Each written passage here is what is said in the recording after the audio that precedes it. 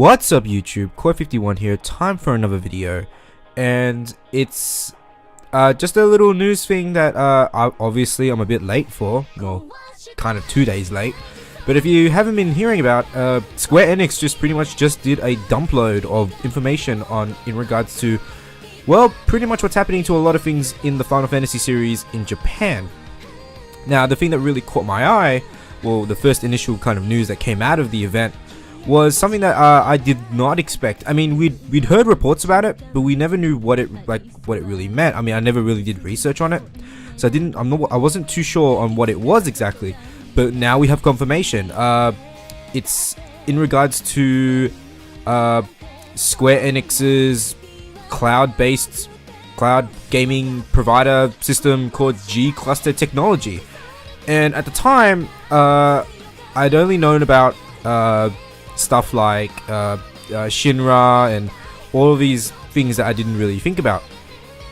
But now we have confirmation that the G-Cluster Technology, like you'll see in the report right now, is pretty much just a streaming service for Japan for smartphones. So essentially you can play console and Final Fantasy titles on your smartphone, very much like PlayStation Now, but except it's for smartphones. I'll just read the sort of like the article that came out right here. Final Fantasy XIII is now available for smartphone streaming in Japan. After originally announcing Final Fantasy XIII and Final Fantasy VII International via cloud streaming for tablets and smartphone, Square Enix delayed the service today. However, today, the publisher announced that the game is now available for iOS and Android devices in Japan. Final Fantasy XIII's mobile release is played through cloud streaming services made through G-Cluster Technology from a Finnish cloud gaming provider. Square Enix recommend broadband connections of 3 megabits per second or higher to be able to play the game. Additionally, Final Fantasy XIII for smartphone is free to download, and they'll let you try out the first 30 minutes for free, but to unlock the rest of the game it will cost 2,000 yen. Final Fantasy XIII is available in Japan for iOS and Android. Now, what do I think about this news? I think it's pretty cool. Is it ready for the entire world? Obviously not. I live, if you guys don't know or noticed by now from my accent, I live in Australia. And our net service is not that great. It is absolutely kind of like the Stone Ages, honestly, compared to the world.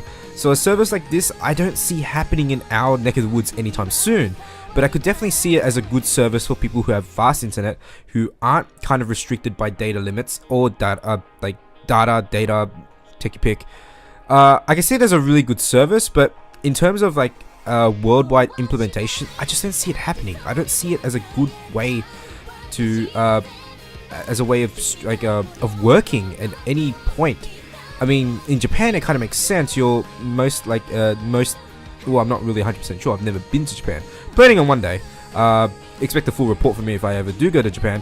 But essentially, Japan's a really good... It's a very technological sort of hub. So I can see why people can easily stream off things using maybe like a Wi-Fi connection that's around the corner, stuff like that.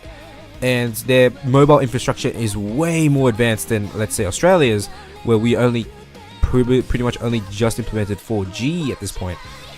I can see it as a really good way of introducing other games, not just Final Fantasy XIII. I mean, Final Fantasy XIII is a average game at best now when compared to 13.2 and Lightning Returns, but I mean, it's just the proof of concept sort of idea that you can stream these versions of the games that, because from the looks of the screenshot that we can see here, it's running off the 360 PC build of the game. It's not running off the PlayStation 3 version of the game, because we don't see any of those buttons. We see Y, X, B, A, and RB and LB. So we can definitely see that this is sort of like a, maybe just running off a PC build. I mean, it makes sense. I mean, PC build readily available, easier to stream. So in that regards, and of course Final Fantasy VII International is pretty much the re-release that was on Steam. I could definitely see this as a potential market, but for now, in a worldwide sense, I just don't see it happening. But it is a really cool thing to really take note of. I mean, considering that we are pushing the limits of streaming technology, we're getting closer and closer to streaming all our content now. I mean, I just started using Spotify, and I'm enjoying the streaming service. It's just a lot of stuff that I never would have been introduced to unless I was just trolling around on Spotify. I can see that sort of happening with games. People would be more inclined to try out a game if they're on a subscription service rather than buying the game outright. Because if you're buying a game outright, you are sort of making an investment in it, and if you either like it or you don't like it. But with a subscription service, you can try out the game and see if you like it or not. That's one of the benefits that I see with a cloud, like with a streaming sort of service. You get to try out a game and see if you like it or you don't like it. Anyway, that's it for me. This is it for me for this video in regards to the smartphone streaming thing in Japan. I think it's really cool, but it's just not ready for a worldwide audience yet. Anyway, I hope you guys enjoyed the video.